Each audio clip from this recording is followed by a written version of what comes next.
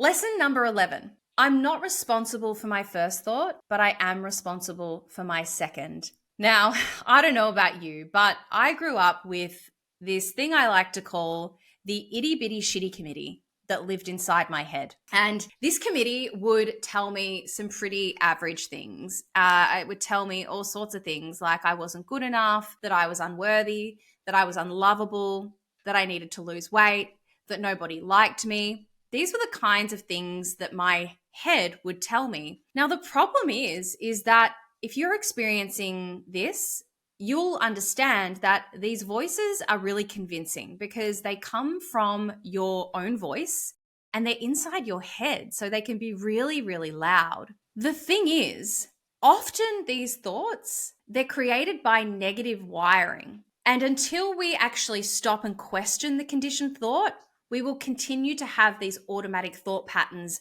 run through our head. But when you can actually stop and pause and question the conditioned thought, you start to understand that a lot of the time your head is lying to you.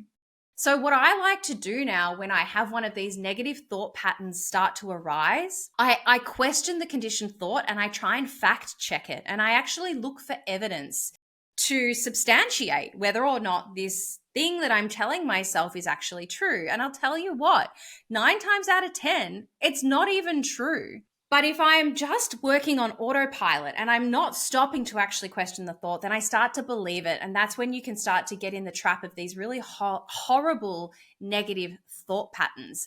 So by just pressing stop and questioning that conditioned thought, I get to start rewiring my neural pathways.